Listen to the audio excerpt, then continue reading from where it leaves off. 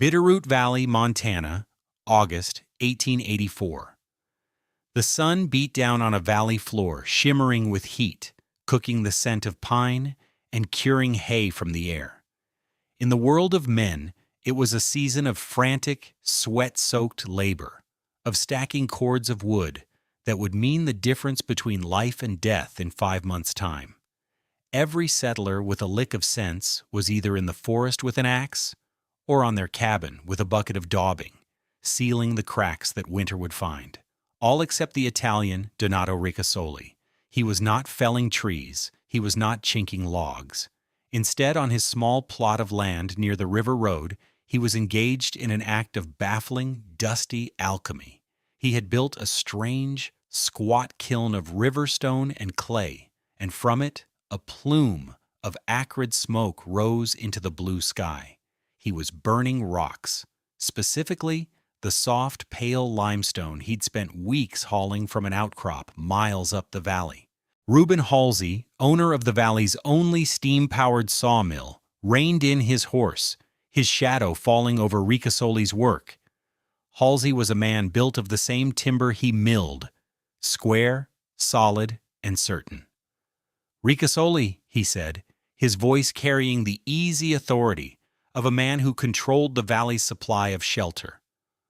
"The whole valley is laying in wood for the winter, and you're having a bonfire with rocks." Beside him, Jebediah Finch, the valley's best carpenter, leaned on his saddle horn and shook his head. "It's foolishness, Reuben. Plain foolishness." Donato Ricasoli looked up. He was not a large man, his face browned by a sun thousands of miles east of this one. He wiped a dusty hand across his forehead, leaving a white streak. He had spent the morning crushing the calcined lime into a fine powder, a substance so caustic it seemed to suck the very moisture from the air. Now he was mixing it in a pit with sand he'd hauled from the river and, most bizarrely, with barrels of gray ash saved from his clearing fires. The result was a coarse, damp, unholy-looking mortar. "Making the walls," Donato said, his English clipped and heavy with the music of Campania. Halsey gestured with his chin toward the foundation Donato had laid. Instead of log footings or a stone foundation for a frame house, Donato had erected a series of parallel wooden planks held apart by ties, forming a narrow channel 18 inches wide. It looked like a long, empty horse trough. Walls of what? Mud and ash? A good gust of wind will take that down before the first snow. A log cabin, that's a wall. 2x6 studs and clapboard, that's a wall. This is a mud pie house for children. The men with Halsey chuckled. The word spread through the valley in a week. Ricasoli's folly. The Italian who was building a house from dust.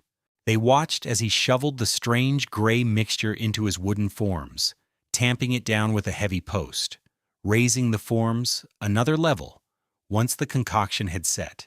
It was slow, tedious, and utterly alien. It was the work of a madman.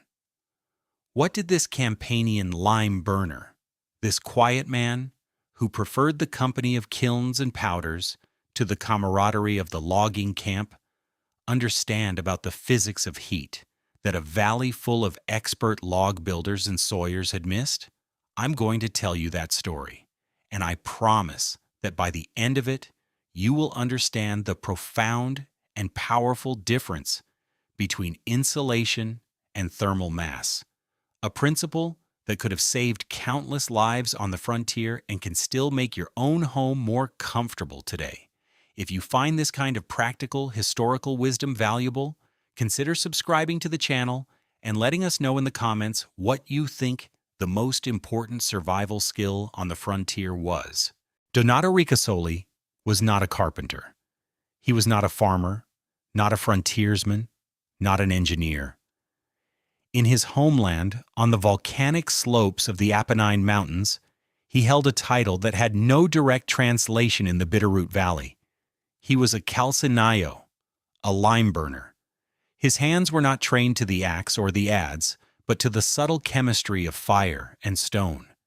His world was one of kilns, of pozzolana, the volcanic ash that made Roman concrete legendary, of slaking pits that hissed and steamed with terrifying energy, and of the secret ratios of sand and aggregate that created mortars capable of lasting 2,000 years.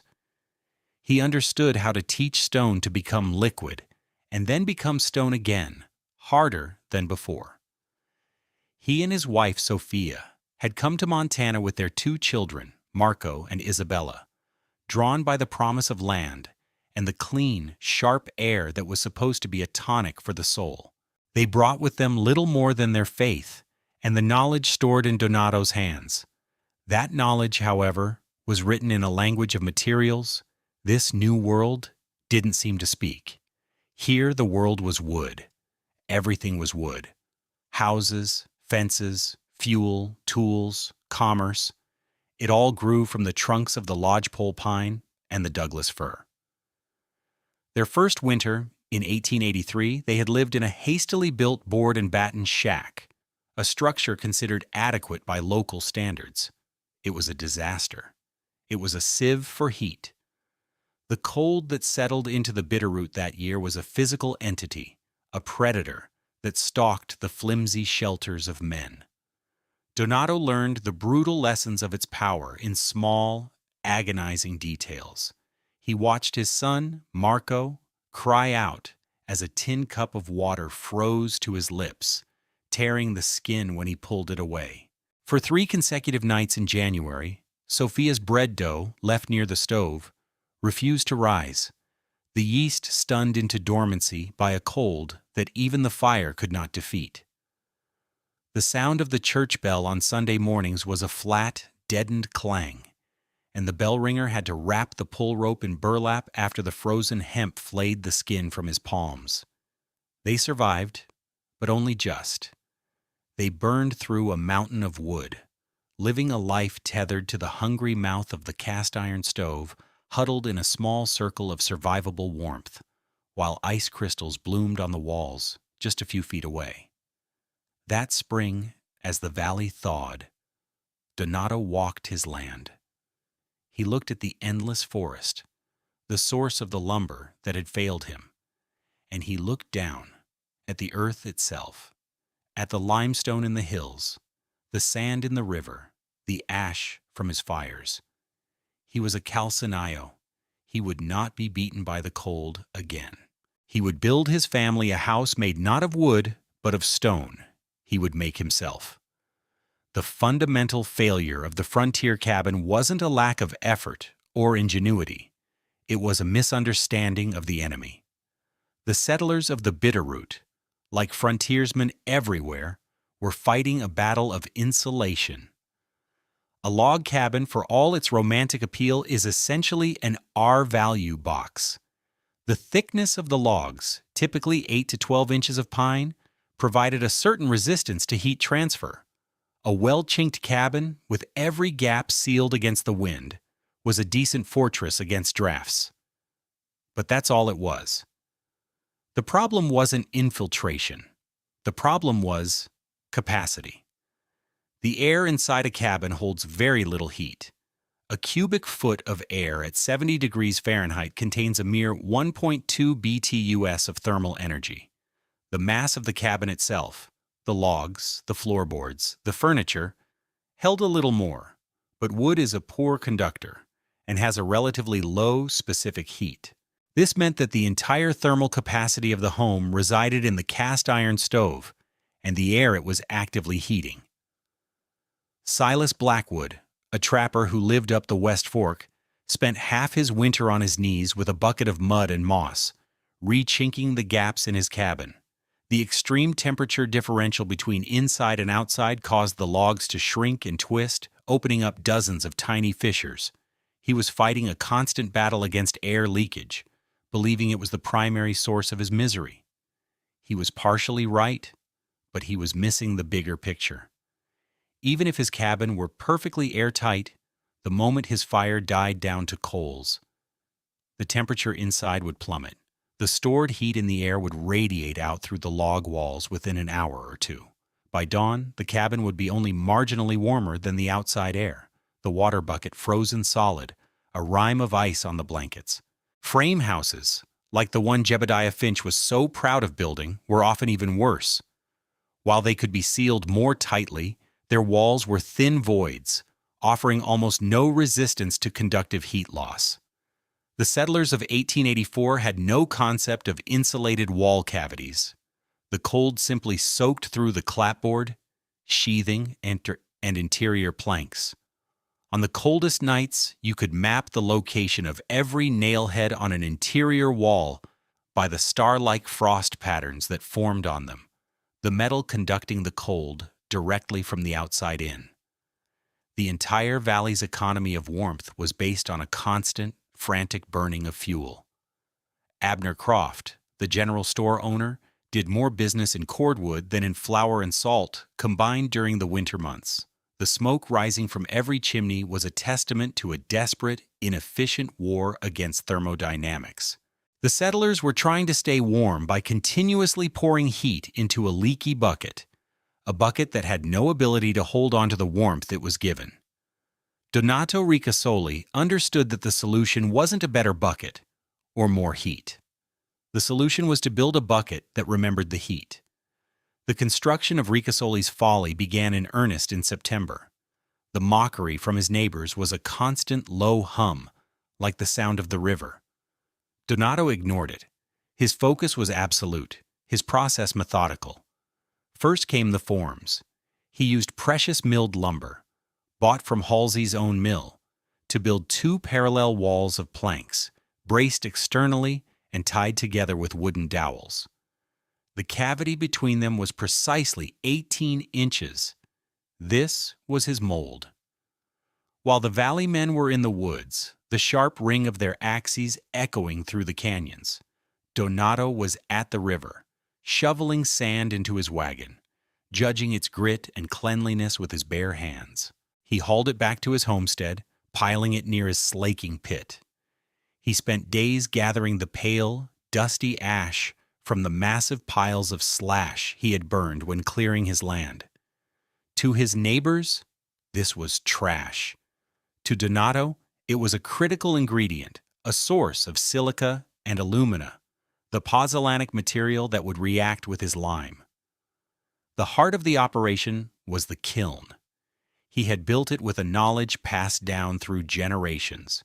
It was small but remarkably efficient, designed to concentrate heat and drive the carbon dioxide out of the limestone, converting calcium carbonate into the highly reactive calcium oxide, or quicklime. For 3 days and nights he fed the kiln, sleeping beside it, watching the color of the flame, smelling the air, until he knew the chemical transformation was complete. He carefully removed the chunks of glowing quicklime and placed them in a shallow, clay-lined pit. This was the most dangerous step. Slaking. He added water, and the pit erupted in a furious, hissing cloud of steam. The lime boiled, cracked, and expanded, its chemical potential energy released as intense heat. It was a controlled volcanic event. When the reaction subsided, the caustic quicklime had become calcium hydroxide, slaked lime, a fine, damp powder with the consistency of damp flour. It was during the mixing that Reuben Halsey paid his second visit. He'd come ostensibly to check on a timber lease, but his path took him directly past Donato's strange construction site. He dismounted and walked over to the mixing pit where Donato, covered in gray paste, was turning the mixture of slaked lime, sand, and ash with a long-handled hoe. "I still don't understand what you're doing, Ricasoli," Halsey said, shaking his head, "but I understand business." "And this is bad business?" Donato stopped, leaning on the hoe. "How so?" "My mill lives on cordwood and lumber," Halsey stated, his voice flat and serious. "Every man in this valley buys studs and planks from me to build, and he buys cords of slab wood from me to heat what he's built. It's the way of things. You're building a house from dirt, and you seem to think you won't need to burn much wood in it. A man burning his own walls from ash and sand starves the sawyers, Donato. Every stud you don't buy, every cord you don't burn, is a nail in my mill's coffin. The accusation hung in the air. It was not just a criticism of Donato's method, it was a charge of economic treason, of refusing to participate in the shared hardship and commerce that bound the community together. Donato looked at Halsey. Then he looked toward the small shack where his wife and children lived, the place where the cups had frozen to his son's lips. His response was quiet, delivered with no anger or defensiveness. "My family must be warm," he said. He turned back to his work, plunging the hoe into the thick, gray mixture. The conversation was over. He shoveled the damp mix into a wheelbarrow and trundled it over to the wooden forms. He poured it in, spreading it evenly, creating a layer or lift about 6 inches deep. Then he took up a heavy cedar post and began to tamp it, again and again, with a steady, rhythmic thud. The compaction was crucial, eliminating air pockets and ensuring a dense, monolithic structure. For weeks, this was his life. Mix, pour, tamp, let the lift cure for a day, then raise the forms and repeat. Slowly, painstakingly, the thick, pale gray walls of his house rose from the Montana soil, a piece of ancient Italy transplanted in the American West. To understand why Donato Ricasoli was tamping mud into a form while his neighbors were stacking logs, you have to understand a fundamental principle of thermal dynamics that was almost entirely overlooked on the frontier. The settlers were experts in R-value, even if they didn't call it that. They knew a thick log wall was warmer than a thin plank wall. They knew chinking stopped drafts. They were managing heat's escape route. But they had no concept of managing heat's residence time. They had no concept of thermal mass. Thermal mass, or heat capacity, is the ability of a material to store thermal energy. Think of it like a battery for heat. A material with high thermal mass is like a large, slow-charging, slow-draining battery. A material with low thermal mass is like a tiny battery that charges instantly and dies just as fast. Wood, the primary building material of the frontier, has a relatively low thermal mass. Air has an almost non-existent one. A traditional log cabin was a low-capacity thermal system. When you lit the stove, you were pouring BTUs, British thermal units, the standard measure of heat energy, into the air. The air temperature would rise quickly, giving the illusion of warmth, but the air itself couldn't hold that energy for long. The moment the fire died, the heat stored in the air began its rapid escape through the walls, roof, and floor. The thermal battery was tiny, and it drained in an hour or two. Now consider Donato's wall. It was 18 inches of a dense, stone-like material. A cubic foot of his lime pozzolan concrete weighed over 120 pounds. A cubic foot of pine weighs about 28 pounds. But the critical difference was in a property called specific heat, the amount of energy required to raise the material's temperature. Donato's tabby wall had a specific heat capacity far greater than wood. Let's put it in numbers. A single cord of seasoned lodgepole pine contains roughly 22 million BTUs of energy. A typical frontier stove might burn at a rate that released 30,000 BTUs per hour. In a log cabin, perhaps 28,000 of those BTUs went toward offsetting the constant heat loss through the walls and replacing the heat that had escaped. Only 2,000 BTUs might be absorbed by the mass of the cabin itself. The system was always in a state of thermal panic, needing constant input just to stay at zero. In Donato's house, the physics were entirely different. The house was tight, with few drafts. The first 10,000 BTUs from the stove went to heating the air, just like in the log cabin. But the remaining 20,000 BTUs did something else. They began to soak into the massive 18-inch walls. The walls were a thermal sponge. They absorbed that energy slowly, their temperature rising degree by painstaking degree. After a 3-hour firing in the evening, the interior surface of the wall might be 75 degrees Fahrenheit, while the core was 68, and the exterior was still holding at the ambient temperature from the day. The wall had become a charged thermal battery. Then, Donato would damp the stove for the night. The fire would die down. In the log cabin, this was the moment the cold began its assault. But in Donato's house, this was the moment the walls went to work. As the air temperature in the room began to dip to, say, 65 degrees, it became cooler than the wall's surface. Physics dictates that heat always flows from a warmer object to a cooler one. The walls, now warmer than the air, began to gently radiate their stored energy back into the room. It wasn't a blast of heat like a stove, but a steady, silent, persistent warmth. The wall was now the furnace. It was a slow-release system, bleeding its stored BTUs back into the living space for the next 14 hours, keeping the temperature stable and comfortable until the morning firing. Donato Ricasoli hadn't built a simple barrier to the cold. He had built a thermal flywheel. He had built a house that could inhale the heat of a brief, intense fire, hold it in its massive stone lungs, and exhale it slowly all night long. That January, the sky turned a pale, hazy white, and the world went still. An Arctic high-pressure system descended on the Bitterroot Valley and refused to move. For 12 days, the temperature never rose above zero, and at night, it plunged to a merciless minus 34 degrees Fahrenheit. There was no wind, which was in some ways worse. The cold was not a thing that blew past. It was a thing that soaked in, a deep, penetrating force that leached the life and energy from everything it touched. The valley suffered. At Jebediah Finch's new frame house, his wife hung blankets over the interior walls to stop the phantom drafts that seemed to emanate from the very wood itself. The nail heads were coated in thick, white frost. In Silas Blackwood's cabin, the frozen mud chinking had contracted to the consistency of iron, leaving paper-thin gaps between the logs that whistled with a tiny, needle-like intake of air so cold it felt like a physical cut.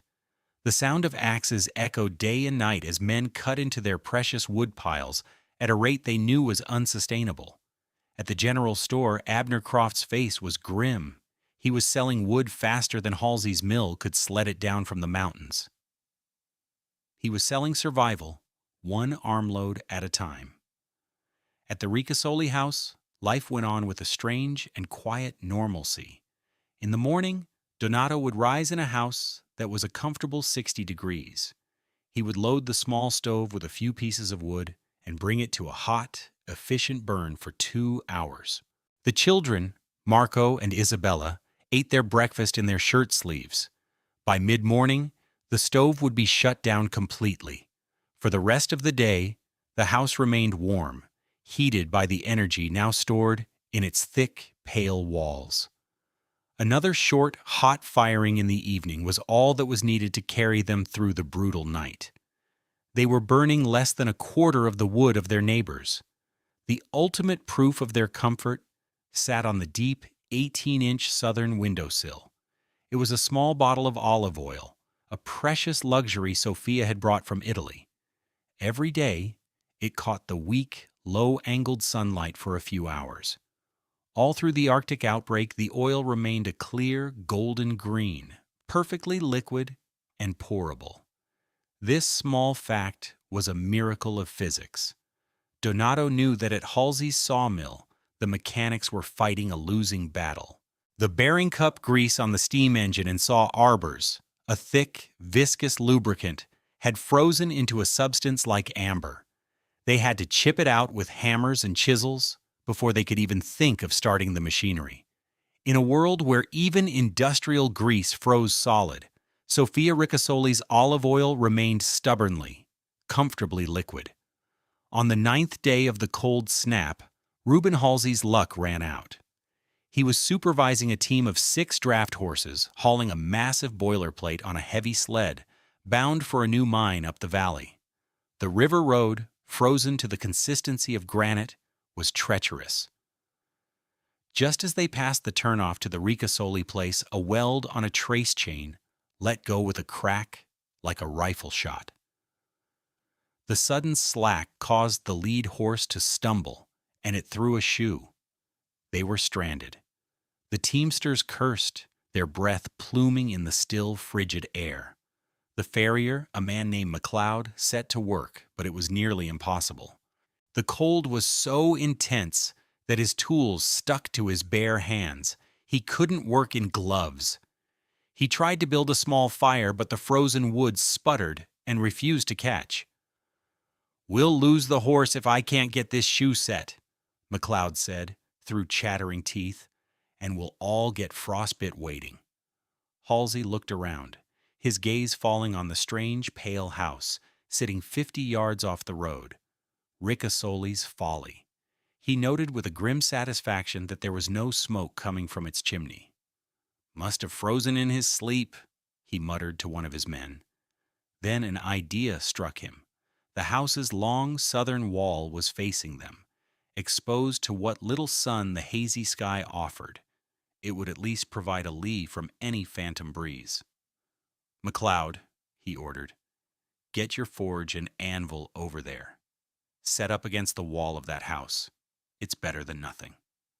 They dragged the equipment across the frozen ground. McLeod set up his small forge in the shelter of the south wall, and the men huddled around it, soaking up its meager heat. Halsey stood apart, stamping his feet, his frustration mounting. He watched the farrier work, his back just inches from the lime ash wall.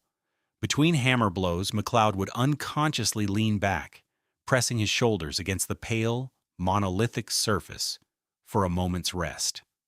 Halsey frowned. It was an odd gesture.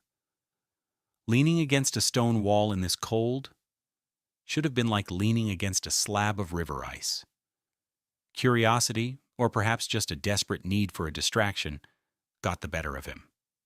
He walked over to the wall, his boots crunching on the dry, powdery snow.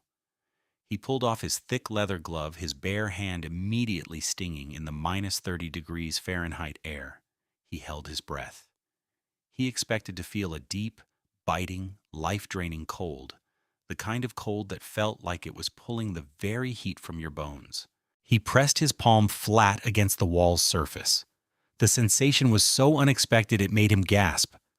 It was not cold. It was not even what he would call warm. It was something else entirely. It was the complete absence of cold. The wall felt alive. It had a temperature that was impossibly warmer than his own freezing skin. He could feel a faint, deep, utterly persistent warmth radiating from it, as if it had a slow, steady pulse. He pressed his cheek against the surface. It didn't bite.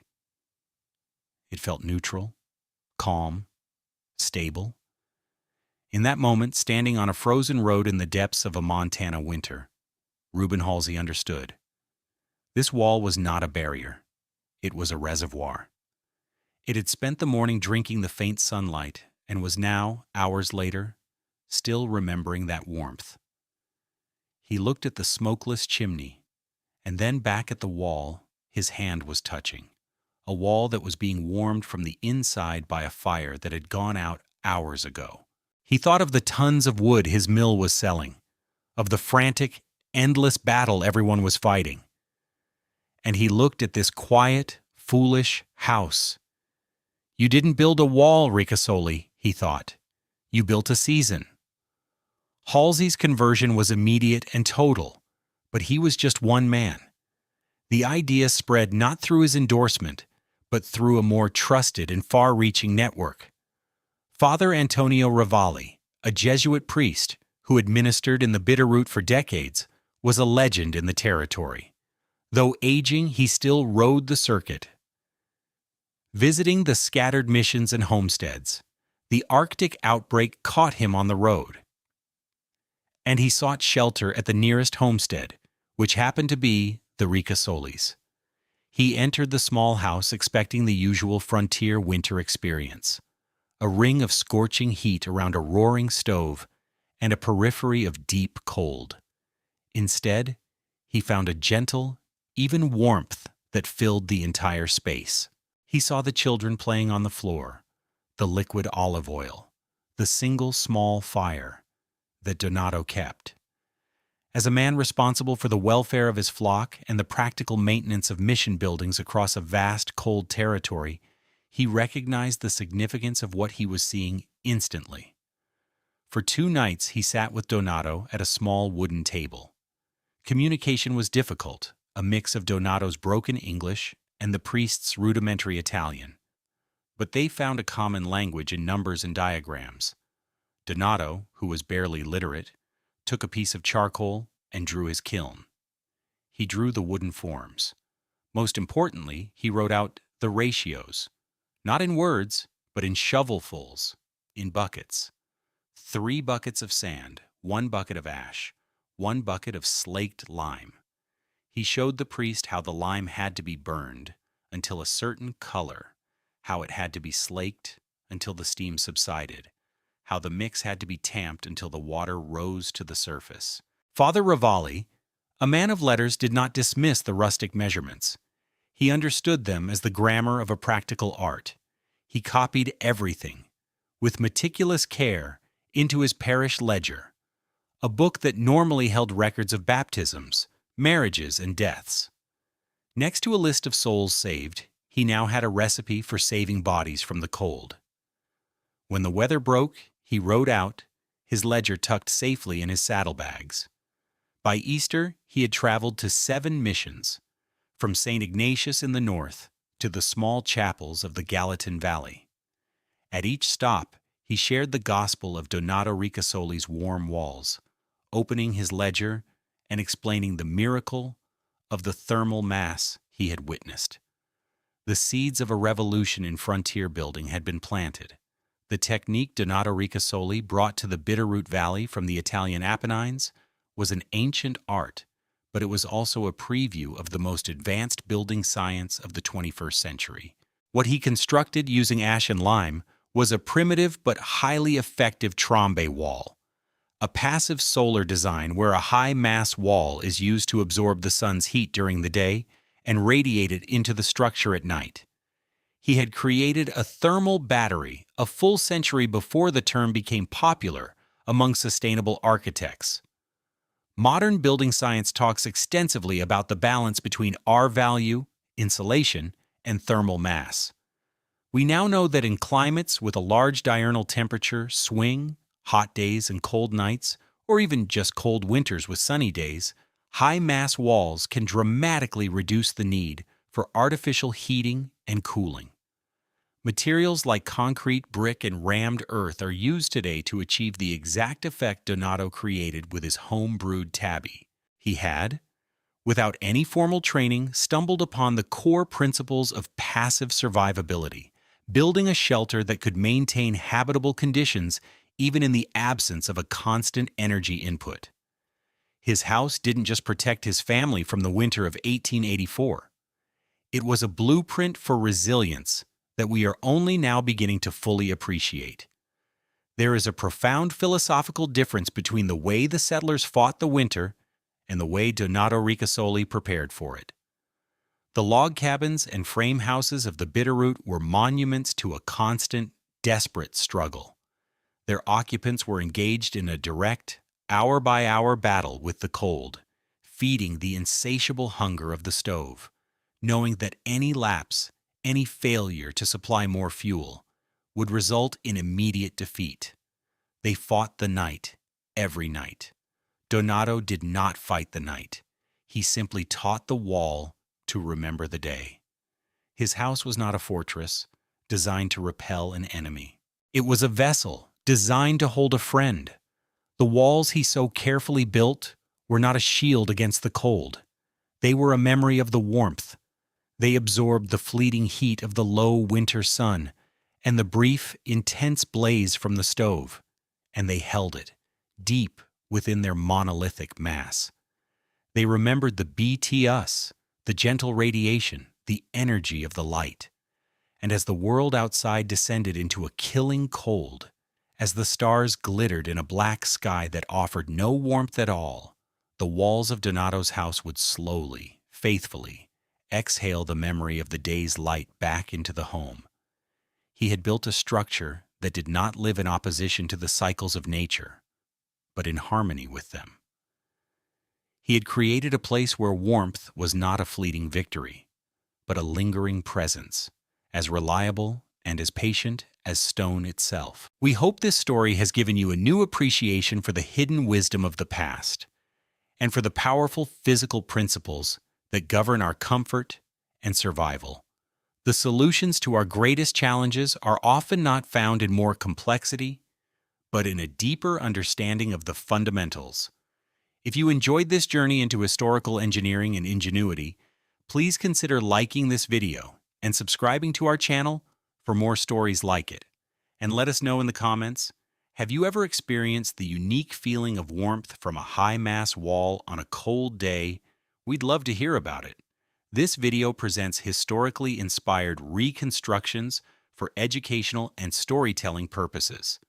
The characters, names, and specific events depicted are fictional, but the building techniques and scientific principles are based on real historical practices. Anyone attempting to apply these or similar methods in a modern context should consult with qualified professionals and adhere to all current building codes, safety guidelines, and local regulations. This content does not constitute professional, technical, or legal advice.